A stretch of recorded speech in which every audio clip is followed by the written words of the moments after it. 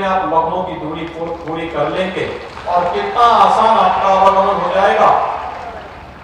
उसके साथ ही विकास की प्रक्रिया के साथ क्षेत्र तेजी के साथ जुड़ेगा। और भाइयों बहनों, यही एक अंतर है। वे लोग बांटते थे इसलिए पुल का भी विरोध करते थे, हम लोग जोड़ते हैं तो हम लोगों ने सेतु बंध का निर्माण भी यहां पर आपके लिए करवा करके दे दिया है। और इसलिए जन्माष्टमी के एक दिन पहले पूरा लोक निर्माण विभाग यहां पर आया है, पूरा प्रशासन गोरखपुर का आया हुआ है, सभी जनप्रतिनिधि गोरखपुर के यहां पर आए हुए हैं, आपको बधाई भी दे रहे हैं और साथ साथ आपकी समस्या का समाधान होने पर आपकी खुशी के साथ खुशी भी यहां पर व्यक्त करते हुए आपकी खुशी के साथ साझेदारी भी बन रहे हैं। इससे बड़ी खुशी के साथ साझेदारी होना ये सबसे बड़ी उत्सव और उमंग का अवसर होता है और इस अवसर पर मैं आपको हृदय से बधाई देता हूं।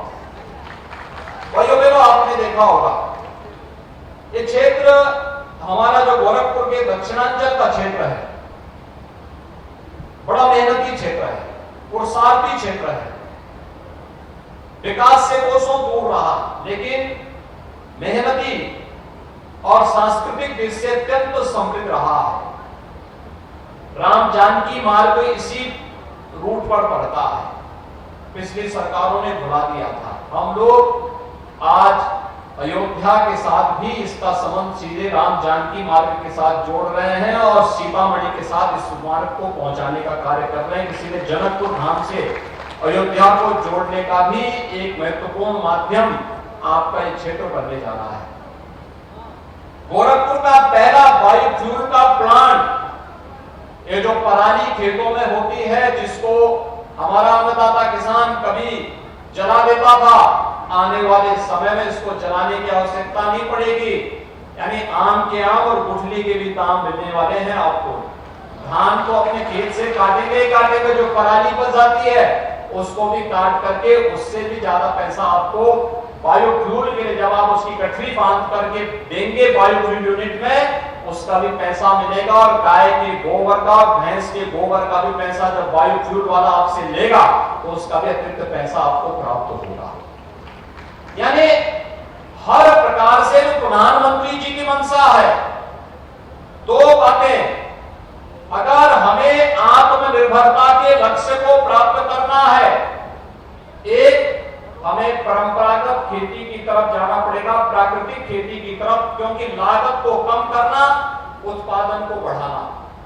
मेरा मानना है कि हमारे खेतों में आज भी जितना हम अन्न उत्पादन करते हैं इससे 4 गुना अधिक अन्न उत्पादन करने की क्षमता हमारे खेतों में है। हमने उसको विधिवत उसका बेहतर उपयोग नहीं किया है, तकनीक को नहीं अपनाया है और हमने उसके अनुरूप तैयारी नहीं की है। और यह तकनीक आपको अपनानी पड़ेगी और प्राकृतिक खेती के साथ उसको जोड़ना पड़ेगा। प्राकृतिक खेती के साथ जोड़ना और प्राकृतिक खेती के साथ जोड़ने के साथ तकनीक के साथ अगर आप उसे जोड़ेंगे तो यही खेत जो आज आपके 1 एकड़ खेत में जहां आप 10 कुंटल या 15 कुंटल धान पैदा करते हैं, इसी में आप 40 से 45 कुंटल धान पैदा करने की क्षमता अर्जित कर पाएंगे। फर्टिलाइजर का खर्चा 0, पेस्टिसाइड का 0, केमिकल का 0। यानी कम खर्चे में ज्यादा उत्पादन, कम लागत में अच्छा उत्पादन, यही किसान की आत्मनिर्भरता का कारण बनेगा और उसके एक हब के रूप में विकसित करना। दूसरा, कमरिया घाट के पुल में एक और विशेषता दी जा रही है।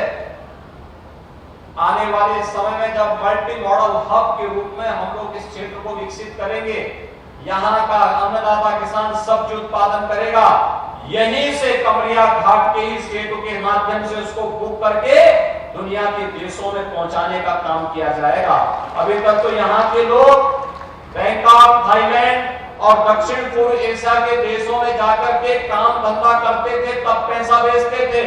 अब आपको वहां जाने की आवश्यकता नहीं पड़ेगी, यहीं से आप अपना राशन भेज दीजिए, बुक होकर के चला जाएगा, आपका पैसा आपके खाते में आ जाएगा। सब्जी उत्पादन करेंगे, यहीं से बुक होकर के चला जाएगा। दूध उत्पादन करेंगे, यहीं से बुक होकर के देश और दुनिया में चला जाएगा। और इसलिए पुल के बीच में आपने देखा होगा उसको उठा करके लिया गया, जिससे बड़े बड़े शिप वहां से गुजर सके और यहां से आपका सामान लेकर के दुनिया के बाजार में जाकर के यहां की मार्केट को समृद्ध करके यहां के लोगों के जीवन में खुशहाली ला सके। इस कार्यक्रम को आगे बढ़ाने के लिए भी एक अभिनव प्रयास हो रहे हैं। पूर्वांचल एक्सप्रेसवे का लिंक एक्सप्रेसवे हम यहां पर देने जा रहे हैं और लिंक एक्सप्रेसवे के माध्यम से गोरखपुर का अगला औद्योगिक विकास का जो गलियारा बनने वाला है, ये गीडा से लेकर के और बेलघाट से लेकर के हम लोग इसे आगे तक भुलिया पार तक लेकर के जाने वाले हैं कि पूरा विकास एक तरफ से ले जाकर के हम इस पूरे क्षेत्र में यहां के नौजवानों को नौकरी और रोजगार के लिए देश और दुनिया में न जाना पड़े, बल्कि दुनिया अपने रोजगार और नौकरी के लिए यहाँ के नौजवानों के साथ मिलकर के यहाँ पर आकर के कार्य ढूंढे। इसके लिए इसको एक विकसित क्षेत्र के रूप में तैयार करने के लिए आज हम लोगों ने एक बेहद कार्य योजना तैयार की है। ये लिंक एक्सप्रेस वे भी इसीलिए यहाँ पर किया जा रहा है। युद्ध स्तर पर कार्य चल रहा है और उस कार्यक्रम को तेजी के साथ आगे बढ़ाने के लिए मैं धन्यवाद दूंगा इस क्षेत्र के किसानों का कि उन्होंने एक्सप्रेस वे के लिए बड़ी आसानी के साथ गोरखपुर में तो कोई विवाद होने ही नहीं दिया, अंबेडकर नगर में भी कोई विवाद नहीं होने दिया। बहुत आसानी के साथ उन्होंने खेत दिए, जमीन दी और कार्यक्रम को प्रोत्साहित करने का काम किया है। आज भाइयों बहनों, जब विकास हो रहा है तो विकास की आभा देखने को मिल रही है। आज आपने देखा होगा विकास की सबसे बड़ी कसौटी क्या होती है?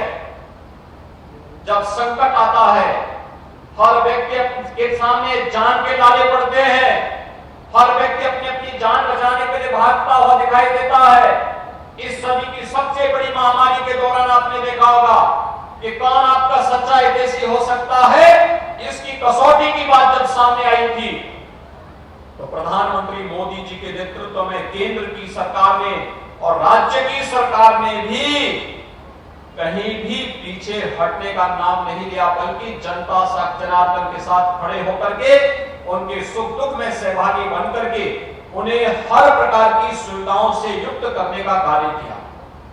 आपने देखा होगा कोरोना कालखंड के दौरान लगातार, चाहे वह फ्री में टेस्ट की बात हो, फ्री में उपचार की बात हो, गरीबों के लिए फ्री में राशन की बात हो या फिर फ्री में टीकाकरण की बात, कितने लोगों ने यहां टीका लगाया है? सब लोग टीका लगा लिए। अच्छा, ये प्रिकॉशन डोज कितने लोगों ने लगाया? प्रिकॉशन डोज सभी लोग प्रिकॉशन डोज अपना ले लें, फ्री में लग रहा है, 30 सितंबर तक फ्री में लग रहा है। आप जरूर लगाइएगा और इस पूरे कार्यक्रम को सफल करना है, क्योंकि ये लड़ाई कोरोना के खिलाफ देश की लड़ाई है। और भाइयों बहनों, जब हम मिलकर के देश की लड़ाई को लड़ते हैं तो उसमें उतनी ही गुना सफलता प्राप्त होती है। कोरोना कालखंड में आपने देखा होगा पूरी दुनिया पस्त हो गई, लेकिन भारत मजबूती के साथ डटा हुआ है, काम कर रहा है। आज भारत की अर्थव्यवस्था दुनिया के अंदर सबसे बड़ी और सबसे तेजी के साथ उभरती हुई अर्थव्यवस्था है। कारण है प्रधानमंत्री मोदी जी की कार्य योजना, समय पे सभी प्रकार की कार्य योजना लागू होती है। और आज इसलिए उत्तर प्रदेश को देश का सबसे समृद्ध प्रदेश बनाना है तो सभी को मिलकर के कार्य करना होगा, विकास के बारे में सोचना होगा, विकास के कार्यक्रमों के साथ सहभागी बनना पड़ेगा। इसके लिए हमें ग्राम पंचायतों को आत्मनिर्भर बनाना पड़ेगा, नगर निकायों को आत्मनिर्भर बनाना पड़ेगा। जिस व्यक्ति की जहां जिम्मेदारी है वह वहीं पर अगर अपने कार्यक्रमों को आगे बढ़ाना प्रारंभ कर देगा तो उसका लाभ समाज के प्रत्येक तबके को दिखाई देगा। आगे पिछली सरकारों ने विकास में थोड़ी भी रुचि ली होती तो 1990 में गोरखपुर का खाद कारखाना बंद हो गया था। 1990 से लेकर के 2016 तक गोरखपुर खाद कारखाने बारे में कोई निर्णय नहीं हो पाया। प्रधानमंत्री मोदी जी का हम आभार व्यक्त करते हैं जिन्होंने गोरखपुर में 26 वर्ष पहले बंद हो चुके खाद कारखाने को फिर से चलाया है। और इस समय आप गोरखपुर जाते होंगे या रात्रि के समय उधर से निकलते होंगे, कितनी चमचमाहट होती है, पूरी आप देखते होंगे पूरा क्षेत्र बिजली से जगमगाता है। और और उस क्षेत्र में खाद का उत्पादन फिर से गोरखपुर खाद कारखाना प्रारंभ कर दिया है।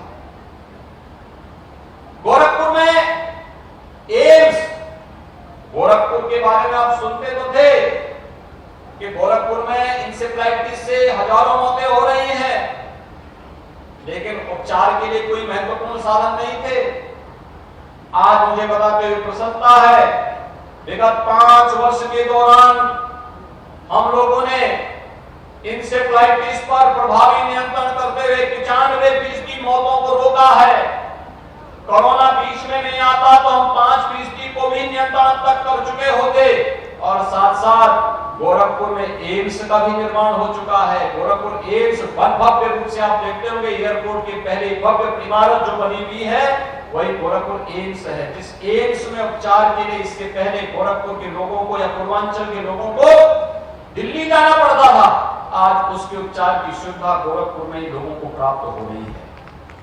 गोरखपुर में बिहारी मेडिकल कॉलेज में अच्छी व्यवस्था, गोरखपुर में चिड़ियाघर, गोरखपुर में रामगढ़ ताल। अगर शाम के समय कभी अवसर मिले, यहाँ के काफी लोग हैं जिन्होंने अपने घर बनाए हुए रामगढ़ ताल की ओर, रुस्तमपुर की ओर, आजाद चौक की तरफ जाकर के थोड़ा देखिए, कितनी जगमगाहट है, कितना अच्छा लगता है। ऐसे लगता है जैसे आप मुंबई उसके सामने फेल होती हुई दिखाई देती है। यह है नया गोरखपुर, और उसी तर्ज पर हमें पूरे गोरखपुर का निर्माण करना है। हर गांव पंचायत को बनाना है, हर नगर निकाय को बनाना है, हर एक गांव को विकास किसी प्रक्रिया के साथ जोड़ना है। आज गांव-गांव में ग्राम सचिवालय बन रहे हैं, अमृत सरोवर बन रहे हैं, गांव-गांव में एलईडी स्ट्रीट लाइट लग रही है, गांव में एक रोजगार सेवक को दिया गया है। गांव के विकास की प्रक्रिया को और सरलीकरण करने की दिशा में प्रयास हो रहे हैं। ऑप्टिकल फाइबर से ग्राम पंचायत को जोड़ने का कार्य हो रहा है। ऑप्टिकल फाइबर के माध्यम से जाति प्रमाण पत्र, मूल निवास प्रमाण पत्र, आय प्रमाण पत्र, अन्य तमाम प्रकार के जो प्रमाण हैं सभी गांव में ही मिलेंगे। तहसीलों के चक्कर नहीं काटने पड़ेंगे, ब्लॉक के अंदर जाना नहीं पड़ेगा। गांव में ये सारी सुविधा गांव के लोगों को प्राप्त होगी। बीसी सखी के माध्यम से बैंक की सुविधा गांव में ही प्राप्त हो रही है। ये तमाम कार्यक्रम जब आज गांव में विकास की नई आधुनिक तस्वीर प्रस्तुत की जा रही है, अब हमारा प्रयास होना चाहिए हम अपने गांव को आत्मनिर्भर बनाएं, स्वावलंबन की ओर लेकर के चले। हमारे गांव के लिए विकास, हमारे गांव को विकास के लिए स्वयं अपने रिसोर्सेज हम तय करेंगे।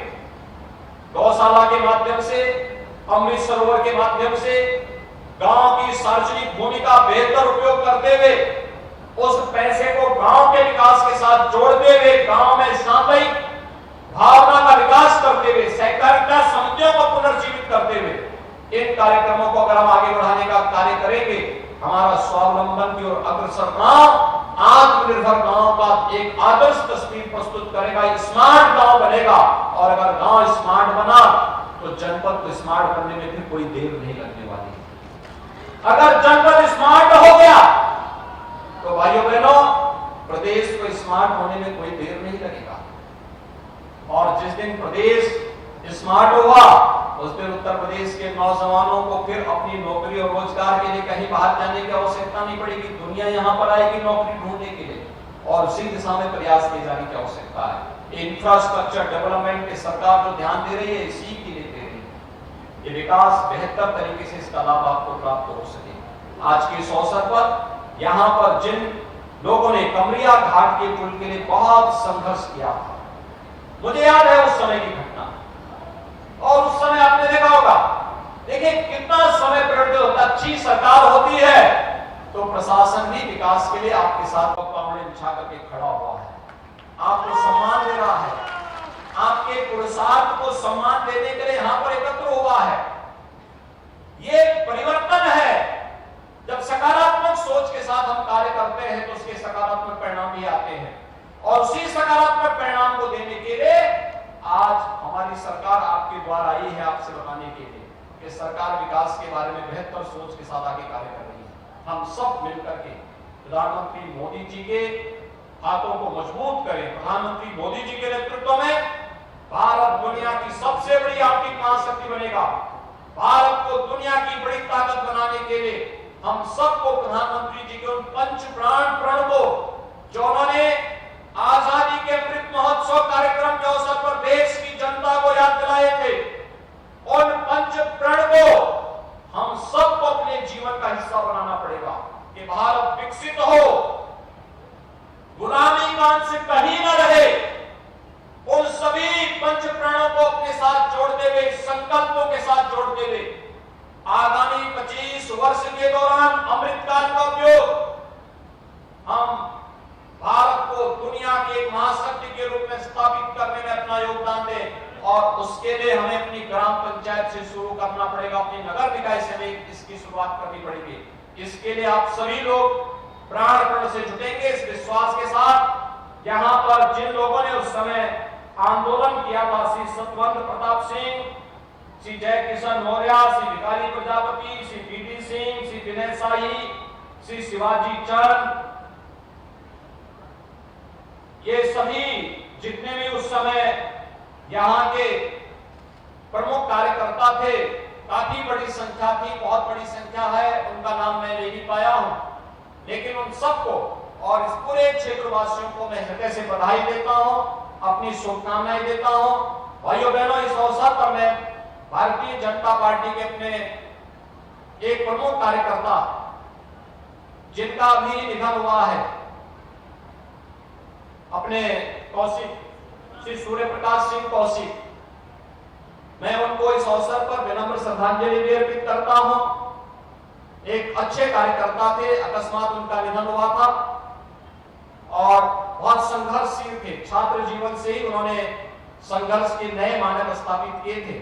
मैं इस अवसर पर विनम्र श्रद्धांजलि अर्पित करते हुए आप सबको हृदय से बधाई देता हूं। आप सबको जन्माष्टमी की शुभकामनाएं। धन्यवाद। जय हिंद। नमस्कार, मैं हूं संदीप चौधरी। अगर आपको ये वीडियो पसंद आया हो तो इसे लाइक और शेयर जरूर करें और हाँ, हमें सब्सक्राइब और फॉलो करना ना भूलें ताकि आप देश और दुनिया की कोई खबर मिस ना करें। तो जुड़िए हमारे साथ और देखते रहिए News 24।